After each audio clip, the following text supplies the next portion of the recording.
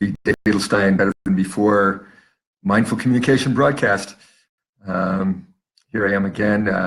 This is still sort of new, doing this every night, but it's been fun, and I get to say stuff, and that's all to the good. So today I wanted to talk a little bit about how important it is, if we're going to communicate mindfully, to get out and communicate with people that we don't know. Believe it or not, watching me do this, you might say, oh, this is a guy who will talk to a post, but it's not so.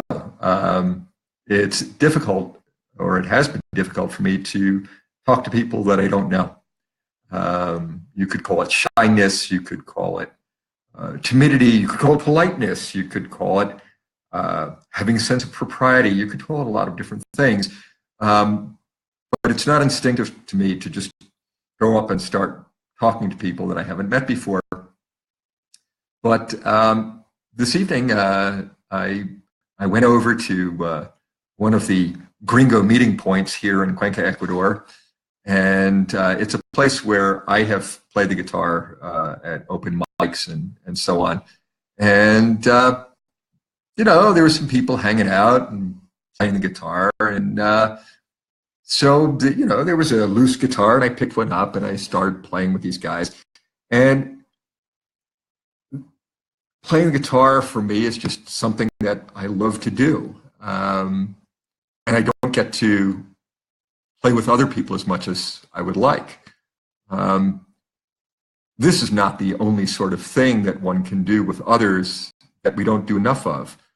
This is part of connection and being connected, reaching out to people that you don't know, reaching out to people that could benefit from your presence, reaching out from people who would enjoy meeting you, reaching out to people who need to be reached out to, reaching out to people who might be lonely, reaching out to people who just want to talk, reaching out to people who are doing their thing. It's all about human connection. There are people who are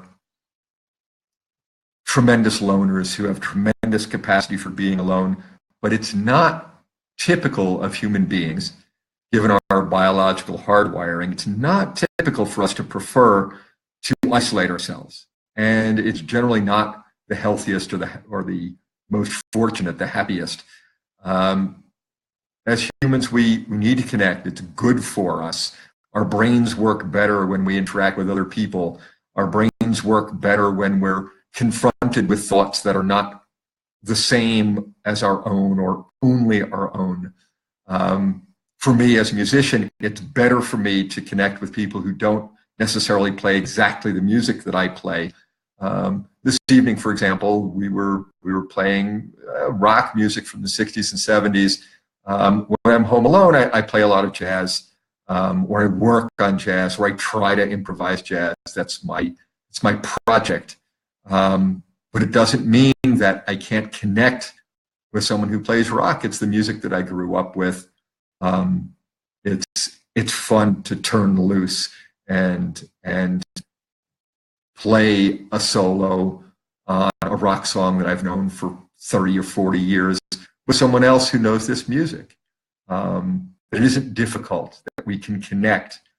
And if you can connect in music, you can connect in words. It's a very similar process. That sound connection, that thing of hearing someone else and responding to what they're doing. To play lead guitar, but not necessarily to be in control of the song, because in this case, it was the other person deciding what song we would play, and his knowledge of the chord progression and the lyrics and the words. So yeah, I was playing lead, but I wasn't leading. My job was to follow along and find what I could that would be common ground with the other guy. It's so important to reach out to people that you haven't met before. It's so important to keep extending yourself, to find new people to communicate with, to connect through communication. to be there for somebody else, to listen, to respond, to offer ideas, to accept what's given back. All of this is part of what communication is. And communicating with somebody that you haven't met before is a new frontier in this. It's the new phase. It's something additional that you didn't expect. It's full of more surprises. So I'll leave it there, but consider reaching out to somebody you haven't spoken to before. That's the message for today. See you soon. See you tomorrow night. Bye-bye.